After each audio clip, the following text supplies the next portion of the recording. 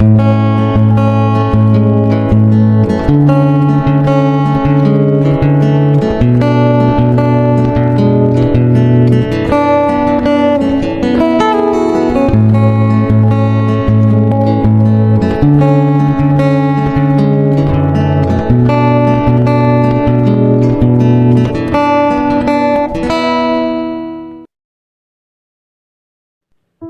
Assalamualaikum warahmatullahi wabarakatuh.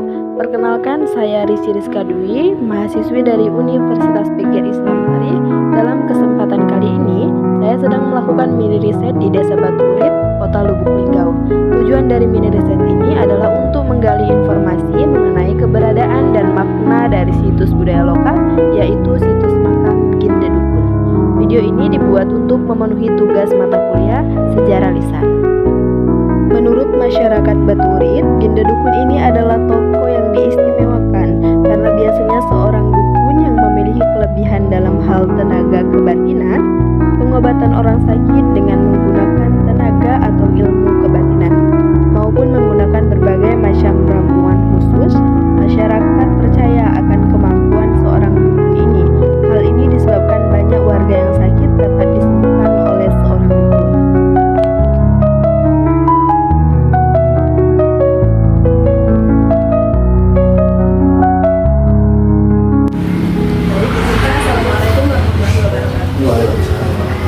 Perkenalkan, saya Risi Rizka Dwi dari Universitas Pikir Islam Pari dari Prodi Pendidikan Sejarah. Di sini kami sedang ada tugas meriset masyarakat mengenai situs-situs makam, dan di sini saya mengambil Batu Urip. Nah, ini tuh saya mengambil tentang situs makam ini. Mohon izin ketersediaannya Bapak untuk saya wawancara sedikit mengenai makam. Jadi langsung aja Pak. Baik, terima kasih ya dari mahasiswa kami yang telah bersedia berkunjung kami untuk wawancara tentang hal yang sangat terkait dengan situs makam Ginde Dukun ya. Jadi ini situs makam Ginde Dukun ini kalau letaknya itu berada di RW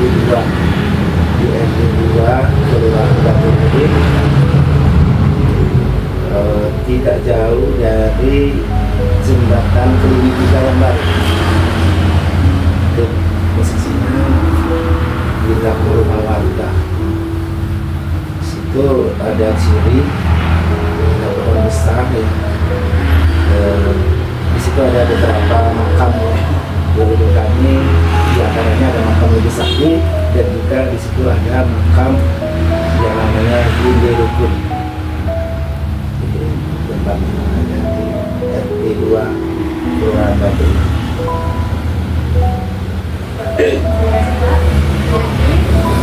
Kalau boleh tahu sebenarnya Ginde Dukun ini siapa sih, dan apa dari yang Bapak tahu dari orang-orang? Ya. Tokoh yang bernama Ginde Dukun ini adalah salah satu leluhur kami ya. Leluhur kami yang punya peran penting ya di Batu Urip. Dari keturunan-keturunannya yang terdahulu, memang Ginde Dukun ini punya banyak kelebihan. Di satu sisi dia di satu sisi dia ini adalah pemimpin. Kalau Ginde itu ya setara kalau sekarang ini Pak Kades Ginde. Nah, itu tadi ya, gelarnya tuh Ginde Dukun ya. Nah, di samping dia pemimpin, dia juga kalau disamakan dengan sekarang ini orang yang punya kelebihan-kelebihan khusus ya. Kalau bahasanya itu disebut dukun, mungkin sekarang ini bahasa halusnya paranormal. Nah, kenapa? Karena itu tadi orang zaman dahulu itu kalau mau memimpin itu pasti punya kelebihan.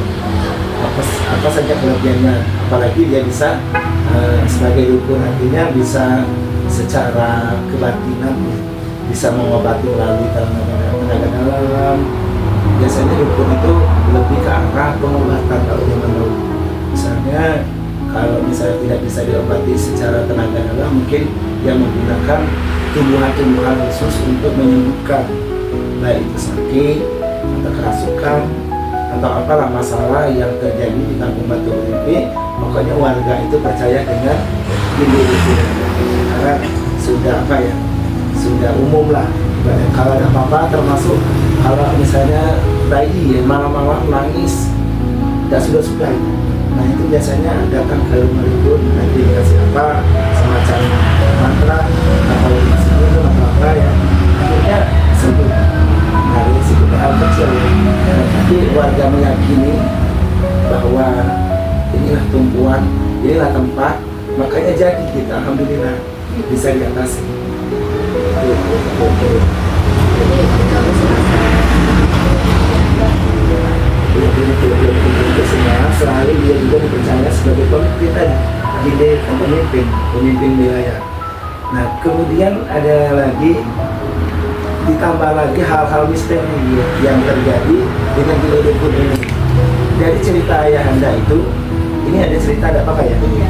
Jadi ketika dia mandi ke sungai, itu kan kalau orang dulu itu kan bawa basahan ya ke sungai, kemudian setelah sampai di sungai itu kan dia pakaiannya dilepas, dia pakai basahan, ditaruh lah, ditumpukan batu. Kalau bahasa kami di sini batu lumbu, bukan batu, nah taruh situ dia mandi.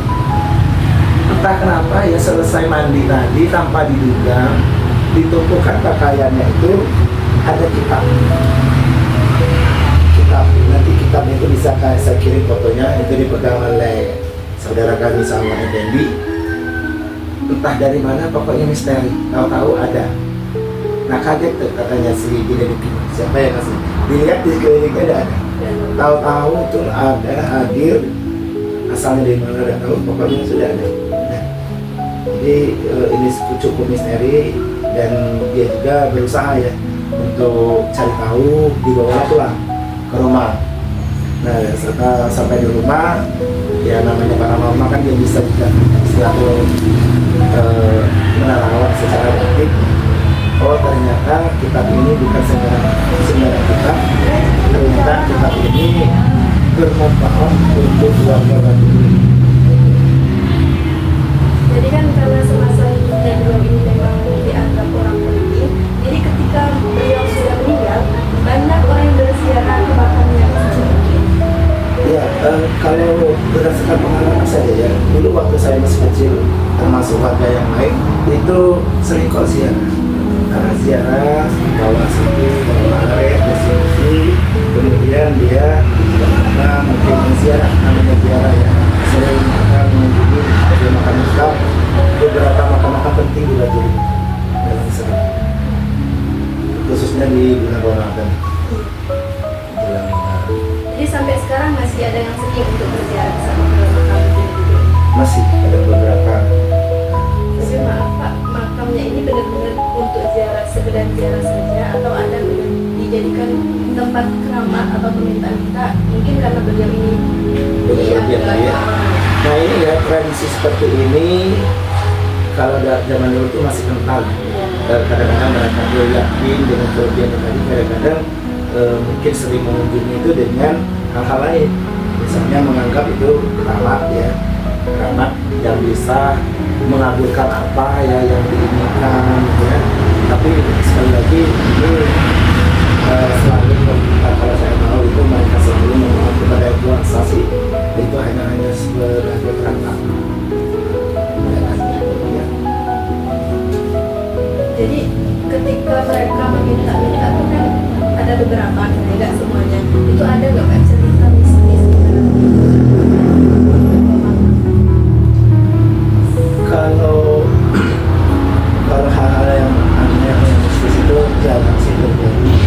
Cuman mereka itu bisa ya, mereka ziarah dengan maksud tujuan. Misalnya kalau misalnya ada sukses atau misalnya bisa bangun rumah atau panen apa, itu mereka sering mengunjungi lagi, masih bisa saja misalnya kan apakah semacam kunci atau mereka datang awal itu juga sudah ada bawaan Ke makam ini tadi. Ya mungkin masih juga ngomong-ngomong berharap apa ya melalui si ini tadi, tapi selalu ke Yang Kuasa, Tuhan Yang Maha Kuasa. Itu versi-versi mereka, orang-orang yang begitu. Pak, karena kami nggak terlalu tahu masalah jadi ini termasuk orang penting Iya. tapi ada nggak Pak acara yang khusus untuk misalnya meninggal atau karena beliau ini termasuk orang penting atau nggak terlalu diingat? Tetap diingat tuh, mengingatkannya itu kalau secara umum itu ya kita di Sedekah di Sedekah Ramai itu pemangku adat tadi dia selalu dipanggil nama-nama leluhur kami, misalnya kayak karena Banyege, karena termasuk itu tadi lebih sakit yang berdoa yang harus termasuk mana yang akan diisi disebut itu ritual memang tetap ya, jangan lupa dengan leluhur. Saya mendoakan ya. Terima kasih ya Pak atas waktunya. Ya, kami dari mahasiswa UPADI sangat terbantu dengan Bapak yang mau bersedia untuk kami wawancarai. Terima kasih untuk yang Bapak sampaikan kepada saya tadi. Saya akhiri. Wassalamualaikum warahmatullahi wabarakatuh. Baik Pak, assalamualaikum warahmatullahi wabarakatuh. Ya, waalaikumsalam warahmatullahi wabarakatuh. Izin memperkenalkan diri terlebih dahulu. Saya Rici Rizka Dewi dari Universitas PGRI Silampari, Prodi Pendidikan Sejarah. Kami di sini izin mewawancarai tentang situs makam Dinda Dukun untuk memenuhi mata kuliah sejarah besar di Indonesia. Jadi sedikit saja jika tidak dilupakan. Jadi kalau boleh tahu Pak, sebenarnya Dinda Dukun ini siapa dari orang-orang terdahulu yang Bapak pernah dengar? Iya, baik, terima kasih. Sepengetahuan kami sudah disampaikan oleh sebelum orang-orang kami, lebih khusus orang-orang tua kami, bahwa Dinda Dukun itu merupakan orang sakti yang memiliki kesaktian, baik itu secara ilmu kanuragan, ya kan, maupun dalam pengobatan. Nah, seperti itu. Intinya dalam kanuragan dia memiliki untuk mengamankan daerah ini dulu. Ibarat kalau dulu dianggaplah seorang pahlawan seperti itu. Di samping itu dia memiliki juga ilmu untuk medis untuk mengobati. Dalam artian kata menyembuhkan penyakit seperti itu kan. Yang namanya identik dengan dukun ini tadi ya, yang dalam pelaksanaannya mereka tuh mengobati orang lewat ritual. Nah, seperti itu. Ritual yang sudah itu dibantu dengan ramuan-ramuan obat. Seperti itu. Kalau secara medis kan, ya kalau kita perbandingkan dengan dokter, mereka kan obatnya kan dari berbagai racikan seperti itu. Nah, kalau untuk Dinda Dukun ini dia mengobati orang, dan obatnya dari ramuan-ramuan yang ada, dari kanyulang, dari dari ritualnya mereka itu kan memotong ayam atau kambing seperti itu kan. Seperti dia berhubungan langsung dalam artian kata secara naturalnya, ilmunya kebatinan seperti itu. Kalau zaman sekarang kayak paranormal, tapi beliau lebih ke bagian pengobatan. Iya, betul. Gini Pak, maaf Pak, lanjut untuk kan sudah ada makamnya. Iya. Nah, ini maaf, apakah ada orang-orang di sini yang misalnya berziarah ke makamnya itu bukan untuk sekedar berziarah, namun kayak meminta karena apa? Beliau tadi kan merupakan orang yang penting lah ya. Iya. Baik, kalau untuk itu selama saya tinggal di sini itu banyak yang mengunjungi. Yang mengunjungi dalam artian kata yang saya tahu, mereka itu setelah mereka berhasil. Kayak rasa syukur. Iya, rasa syukur. Kemungkinan kita tetapnya meminta kepada Allah Subhanahu wa Ta'ala seperti itu kan. Kalau kita minta sama dia artinya kan syirik. Iya. Iya kan? Cuman melalui doa dibantu mereka itu mungkin ada beberapa hal permintaan mereka itu yang terkabulkan. Artinya kalau kami nyebutnya itu bayar nazar. Seperti itu. Jadi sampai banyak orang yang berziarah ke sana itu sampai tahun ini masih Kalau untuk tahun ini belum ada. Iya, terakhirnya kalau untuk yang ini mohon maaf agak sedikit jarang dikunjungi atau orang bayar nazar atau yang sungkem ke situ. Yang lebih banyak itu ke makamnya apa yang di situ tuh yang di dekat Pasiran tuh ada Kerengat. Iya, nah itu kan. Cuman tetap ada, masih ada yang datang ke situ.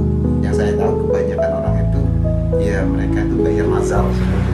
Cuman kalau mereka datang ke situ untuk memohon segala macam ya kurang paham. Baik, assalamualaikum warahmatullahi wabarakatuh. Waalaikumsalam warahmatullahi wabarakatuh.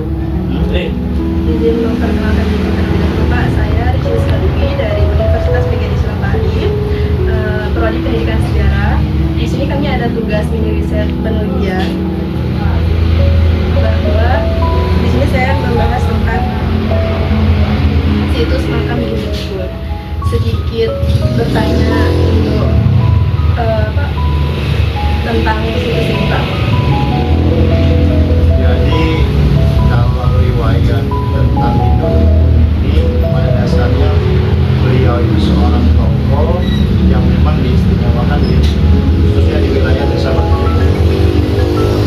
Dan beliau ini pada saat itu menjabat sebagai seorang ginde. Kalau zaman sekarang mungkin sama seperti pendidikannya yang ginde. Jadi dia merupakan tokoh masyarakat sekaligus seorang dukun, makanya disebut ginde dukun, seorang tokoh masyarakat yang istimewa yang memiliki kelebihan di antara manusia. Dan memang ginde dukun ini pada dasarnya itu bisa mengobati orang sakit dan sebagainya. Kalau untuk masalah situs makamnya itu tepat berada di jembatan Batu Lurus ke atas, itu ada sebuah pohon beringin. Nah disitulah makam ini masyarakat khusus Baturik pada sampai sekarang pun ketika mau lebaran, ketika ada masalah biasanya sering berkunjung ke situs atau ke makam ini. Iya baik Pak, kan kalau mau lebaran, kalau mau ini itu mereka ziarah yang sekedar kayak wujud rasa syukur atau kayak meminta seperti maaf Pak, berbeda ini pendapat mengenai. Kalau pada dasarnya kami yang sebagai pewaris dari kitab ini, beliau sendiri pada dasarnya itu melarang kita untuk meminta di sana. Yang jelas kalau kita berziarah ke sana itu kita boleh meminta, tapi pada Tuhan Yang Maha Esa, ya Allah. Dan mereka kita ini karena dia memiliki keistimewaan, kita menganggap bahwa dia ini adalah perantara, seperti itu, bukan meminta dengan beliau. Karena apa yang disampaikan orang tua kami, beliau marah kalau kita meminta pada beliau. Sebenarnya kan banyak yang berziarah, ada nggak Pak kejadian yang kayak kejadian khusus atau enggak mistis lah ibaratnya sih, ketika orang sedang berziarah atau ada nggak benar-benar kejadian yang ketika mereka mengungkapkan rasa syukurnya itu benar-benar terjadi apa? Kalau menurut mitos ya, ada sih beberapa warga yang khususnya warga Batu meminta ketika seumpama nih mau cari kerjaan susah, ketika nanti meminta di sana, kita tidak tahu niat mereka untuk meminta melalui ini dukun perantara atau meminta pada gini dukun, tapi ketika niatnya itu tercapai, ada aja mungkin kegiatan yang dilakukan seperti berziarah sambil memotong hewan. Seperti wujud rasa syukur mereka. Iya. Kenapa sih beliau ini? Kenapa orang-orang tuh masih banyak yang berziarah? Padahal kan banyak di era-era sekarang tuh banyak orang tuh udah nggak percaya dengan hal-hal yang kayak gitu. Nah, mungkin karena sifatnya tadi sudah turun-temurun ya dari orang tua seperti kami ya. Kalau mau percaya atau tidak itu kan tergantung pada diri sendiri ya. Ketika mereka merasa bahwa apa yang mereka inginkan sudah tercapai melalui boleh dikatakan setelah mereka ziarah, terus mereka sudah mendapatkan apa yang dia inginkan, dia merasa atas pertolongan itu, padahal pada dasarnya kan itu padahal dari Allah Subhanahu wa Ta'ala semua kan. Ya modern sih modern, tapi terkadang di antara kita ini, apalagi orang tua ya, orang tua itu masih berpikirnya ke arah sana itu masih sangat banyak, apalagi di tempat urip ini ya. Karena mereka mempercayai bahwa dengan keistimewaan yang dimiliki seorang Gini Luku itu, mereka beranggapan bahwa Gini Luku